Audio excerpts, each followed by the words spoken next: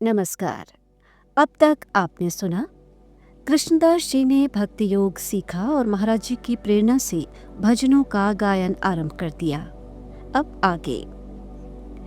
इधर आगरा गोकुलपुरा में पुनः एक कन्या के जन्म की किलकारियों से घर आंगन गूंज उठा। छोटी बहू कुसुम ने एक सुंदर सी पुत्री को जन्म दिया था। भोपाल से बड़े पुत्र भी सपरिवार आ पहुंचे। दोनों बड़ी पुत्रियां सुनीला और अर्चना तो इस नन्हे से शिशु को देखकर प्यार दुलार से आसपास ही बनी रहती। नामकरण संस्कार का भव्य आयोजन हुआ और प्यारी सी नन्ही बिटिया का नाम पड़ा वंदना। अब सेवक सेविकाओं के साथ बहू भी बच्चों के साथ व्यस्त रहने लगी। दोनों बड़ी बेटियों के साथ अम्मा का मन लगा रहता। इस बढ़ती उम्र में भी अम्मा की दिनचर्या उसी प्रकार तत्परता से नियमबद्ध रहती। गोकुलपुरा के बड़े से अहाते में धर्म नारायण जी की बिटियाओं की दौड़ भाग, हंसते खिलखिलाते बचपन से खुशियां छाई रहती।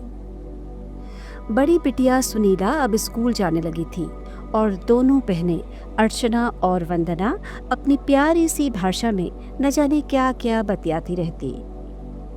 उधर फिरोजाबाद में चचेरी ननद के विवाह में शामिल होने नागपुर से साक्षी सहित बिटिया गिरजा देवी भी आ पहुंची।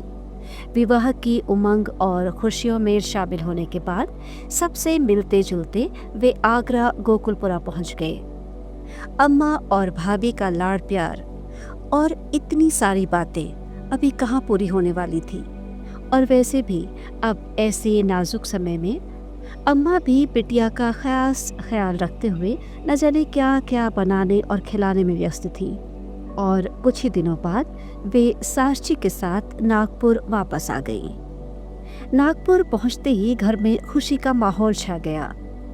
ननद मृदुला जी भी भाभी के पास बैठ न जाने कितनी मीठी प्यारी बातों में खोई रहती। तीनों देवर मन में सम्मान और गरिमा लिए बड़ा ध्यान रखते भाभी का। ससुर जी भी सभी के साथ प्रसन्न थे। सासू माँ तो अपनी प्यारी बहू का इतना ख्याल रखती कि उन्हें घर के कामकाज से दूर ही रखना चाहती थी। फिर भी अपनी शालीनता और विनम्रता के घूंघट में वे स्वयं ही किसी न किसी काम में लगी रहती। इस स्नेह दुलार के वातावरण में 2-2.5 महीने और बीत गए और खुशियों की वो मधुर बेला भी आ गई जिसका सभी को बेसब्री से इंतजार था। गिरजा जी ने एक बहुत ही प्यारे सलोने से पुत्र को जन्म दिया। इस सुखद अनुभूति से सारे घर का वातावरण ऐसा आनंदमय हो गया जैसे आशीष और कृपा खुशियां बनकर बरसी हो। पत्र, फोन, ट्रंकॉल द्वारा संदेश रिश्तेदारों संबंधियों तक पहुंचाए गए। बोकारो से नन्हे शिशु के पिता श्री जगदीश प्रसाद भटेले जी भी असीम आनंद लिए पहुंच गए। आगरा और भोपाल से दोनों भाई भी सपरिवार शगुन के साथ वस्त्र और परंपरागत स्वर्णाभूषण और नवागत भांजे के लिए उपहार लिए आ पहुंचे। मित्रों रिश्तेदारों का आगमन आरंभ हो गया और शुभ घड़ी और रीति परंपरानुसार नामकरण संस्कार आरंभ हुआ और परिवार की वंशवेल के पहले पुत्र का नाम पड़ा संदीप। आनंदमय वातावरण में सभी परंपराओं के निर्वहन और भव्य भोज के बाद शिशु को आशीष देते हुए सभी अपने अपने घरों को विदा हो गए। अमेरिका में डॉक्टर रिचर्ड एल्बर्ट से बाबा रामदास बने साधक अपनी आध्यात्मिक भक्ति का प्रचार बड़े ही प्रेम और समर्पण से कर रहे थे। उनके द्वारा बनाए हुए संगठन से जुड़े हुए आध्यात्मिक शिष्यों की संख्या बढ़ती ही जा रही थी। बाबा रामदास के निश्चल स्वरूप को महाराज जी के आशीर्वाद से इस प्रकार तराशा गया था कि अपने गुरु की शिक्षाओं और ज्ञान का प्रसार ही उनके जीवन का अंग बन गया। श्री महाराज जी के अलौकिक अनुभवों को लिखना और आध्यात्मिक वातावरण में साझा करना उनके जीवन का उद्देश्य बन गया। प्रोफेसर रिचर्ड रामदास बाबा के रूप में आध्यात्मिक जगत के सेवक बने उन युवाओं के प्रेरणा पुंज बन गए जिनका जीवन आधुनिकता में अवसाद और अनिश्चितता के मार्ग पर भटक रहा था। इधर भारतीय जीवन में सदा से बह रही आध्यात्मिक पावन रसधारा अपने साक्षात ईश्वर श्री महाराज जी के अलौकिक सानिध्य में भक्तजन अमृतमय रसानंद में डूबे थे। एक बार श्री महाराज जी अपने भक्त से यूं ही कह उठे, पूरन, फिर 17 वर्ष की उम्र में हमें कुछ पाना शेष नहीं रह गया। सच, ऐसे महान संत तो बस विश्वास की भावनाओं से समर्पित पुष्पों से ही प्रसन्न हो जाते हैं। वहाँ ज्ञान और विज्ञान के तर्क इस आध्यात्मिक ज्ञान के समक्ष क्या काम करेंगे। एक बार इलाहाबाद चर्च लेन में लगे दरबार में एक ऐसे ही प्रवक्ता ने श्री महाराज जी के ज्ञान से प्रभावित होकर ईश्वर दर्शन की इच्छा प्रकट करते हुए पूछा, महाराज जी, हमें भगवान के दर्शन कैसे हो सकते हैं? जवाब के इंतजार में सारा भक्त समाज उत्सुक होकर बैठ गया कि अब महाराज जी क्या कहते हैं। श्री महाराज जी ने समाधान बताया, अंधेरी रात में बिना किसी रोशनी और हथियार के भगवान को खोजने जंगल में चला जा, दर्शन हो जाएंगे। घबराकर प्रवक्ता महोदय बोले, ये मुझसे नहीं हो पाएगा, कोई सरल उपाय बताइए। महाराज जी फिर बोले, मनुष्य बहुत स्वार्थी है, उसकी शक्ल मत देख, एकांत में रह, तुझे दर्शन हो जाएंगे। प्रवक्ता महोदय फिर मजबूरी दिखाते हुए बोले, मुझे मनुष्यों के बीच में रहना पड़ता है, मैं अपने को कैसे छुपा सकता हूँ, इसलिए कोई और सरल उपाय बताइए। अच्छा, तो मनुष्यों के बीच रहते हुए किसी से बोलना मत, मौन हो जा। महाराज जी, मेरा काम पढ़ाने का है, मैं मौन नहीं हो सकता। ठीक है, कक्षा में पढ़ाते समय बोलना, उसके बाद मौन हो जाना। नहीं, ये भी संभव नहीं है, क्योंकि मुझे विश्वविद्यालय में अपने से बड़े लोगों से परामर्श लेना पड़ता है। अच्छा, फिर सबसे बोलना, पर किसी से नमस्ते मत करना। अगर तुझे कोई नमस्ते करे भी तो उसकी ओर देखना मत, अपनी राह पकड़ना। महाराज जी, ये तो अशिष्टता होगी, लोगों के मन में मेरे प्रति बुरी धारणा बन जाएगी। इतने उपायों के बाद भी प्रवक्ता महोदय को कोई उपाय न जचा तो महाराज जी हंसकर बोले, तो तू लोगों की धारणा ही बनाते रह, भगवान के दर्शन की इच्छा छोड़ दे। भक्तजन सुनकर हंस पड़े। श्री महाराज जी का मूल संदेश तो यही था कि विश्वास के साथ प्रभु के प्रति समर्पण की भावना हो या फिर दुनियादारी, और दुनियादारी के बीच में मायावी संसार से निर्लिप्त रहना तो बस संतों की साधना का परिणाम है।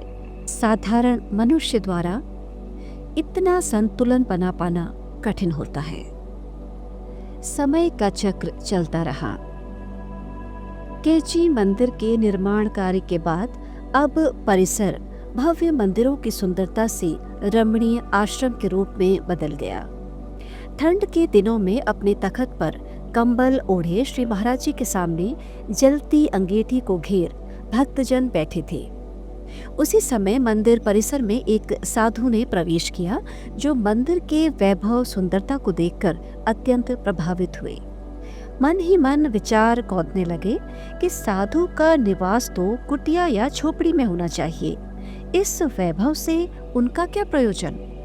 उनसे रहा नहीं गया, सीधे महाराज जी की ओर आकर बोले, बाबा, और ये संपदा? इस प्रश्न पर भक्तजन भी चौंक कर उन्हें देखने लगे। श्री महाराज जी ने प्रेम से उन्हें अपने पास बुलाया। वे साधु चलकर श्री महाराज जी के पास आ गए। श्री महाराज जी ने उनकी कमर से कुछ मैले मुड़े हुए नोट निकाले, फिर उनकी ओर देखकर बोले, तू ये रुपये अपने साथ क्यों ले जा रहा है? साधु का बैंक तो अग्नि है।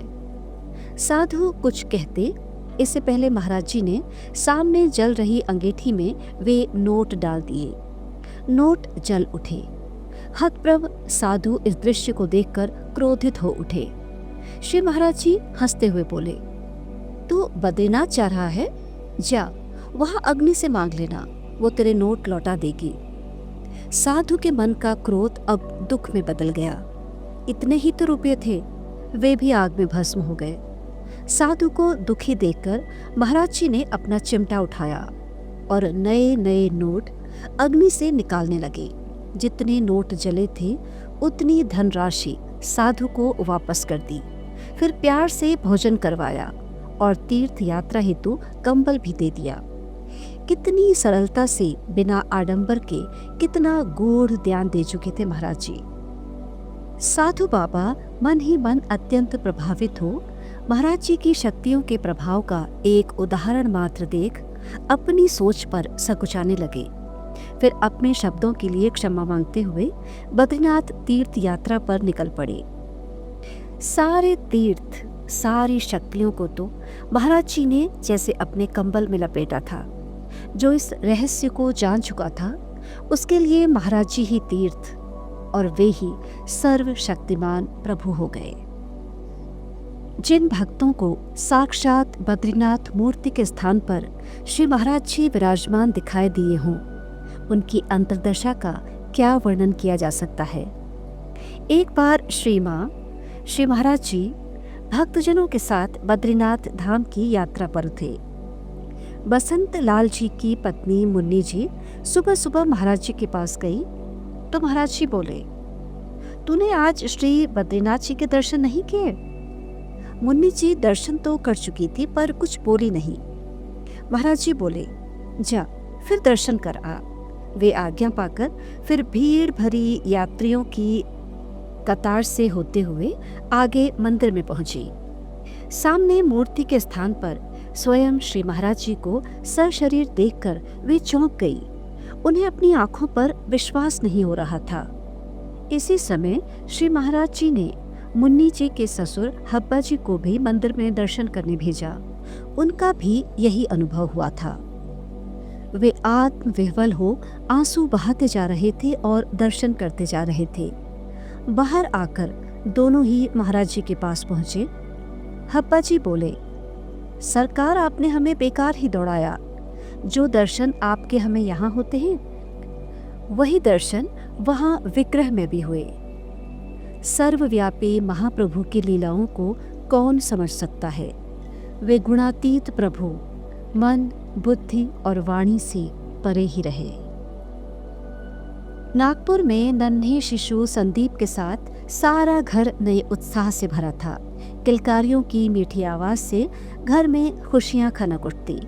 पर कुछ दिनों से हल्का बुखार, खांसी और जुकाम से शिशु संदीप की बढ़ती परेशानियों से सभी चिंतित हो गए। इलाज शुरू हुआ और दवाइयां चलती रही। फिर कुछ समय के बाद स्वास्थ्य सामान्य होने लगा। नन्हे बेटे संदीप की नाजुक हालत को देखते हुए सभी के परामर्श से वे पुत्र संग आगरा गोकुलपुरा आने की तैयारियां करने लगी। कुछ ही दिनों में छोटे भैया धर्मनारायण जी पहुंच गए और वे पुत्र के साथ आगरा आ गई। अम्मा द्वारा अच्छी देखभाल और बच्चों के साथ अच्छा समय व्यतीत होने लगा।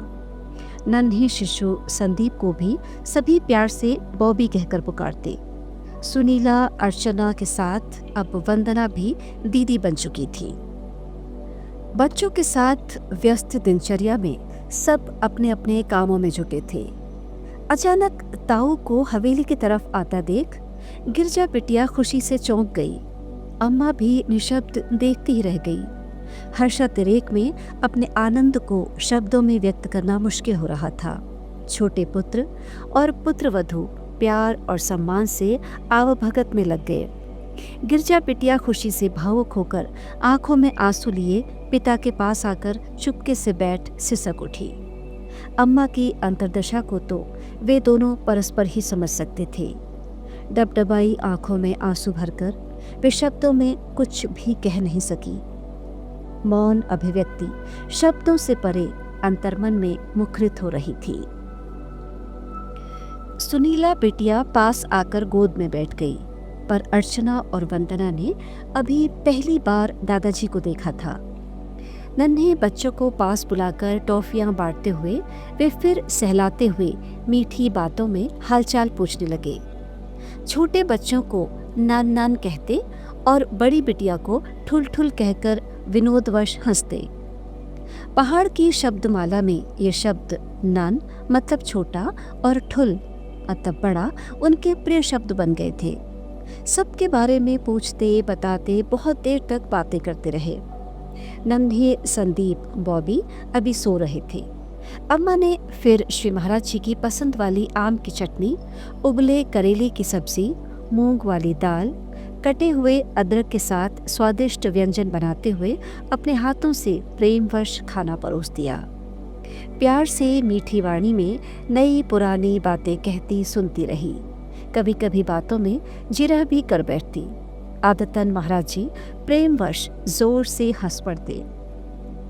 उस हंसी की उन्मुक्तता में न जाने क्यों अम्मा के मन का सारा विषाद धुल जाता। ध्यान से पति रूप में परमेश्वर स्वरूप के आलोकमय मुखारविंद को देख श्रद्धा प्रेम भाव से पुलकित हो उठती।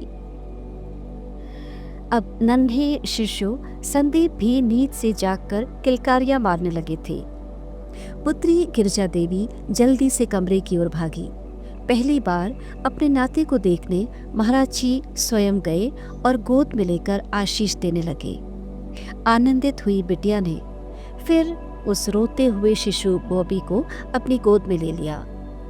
बच्चे के रोने की मीठी आवाज़ सुनकर सुनीला अर्चना के साथ छोटी बहन वंदना भी अपने भैया के पास आकर बैठ गई और अपने मीठे तोतले अंदाज में सब घेर कर उसे बहलाने लगी। छोटे पुत्र धर्मनारायण जी के साथ महाराज जी हवेली में घूम घूम कर हर नई पुरानी चीज़ के रखरखाव के बारे में ऐसे पूछते रहे जैसे कल ही गए थे। फिर पुत्र को कुछ निर्देश देते हुए समझाने लगे। बहू घूंघट की ओट में आदर और प्रेम से थोड़ी थोड़ी देर में मेवे फल दूध आदि लाकर आवभगत में लगी थी। घर के ताऊ फिर बिटिया संग बैठ गृहस्थी और दामाद जी की कुशल पूछते हुए बोले, बिटिया तुम खुश तो हो ना? फिर कुशल क्षेम पाकर ऐसे खुश हो जाते जैसे त्रिकालदर्शी महाप्रभु कुछ भी न जानते हो। अम्मा भी बिटिया के ससुराल और वहाँ की कुशलता की खुशहाली के प्रति आश्वस्त कराती रहती। अपने सशक्त गरिमामय व्यक्तित्व की ओट में अम्मा ने अपने अकेलेपन की व्यथा को कभी भी भावों में प्रकट नहीं होने दिया।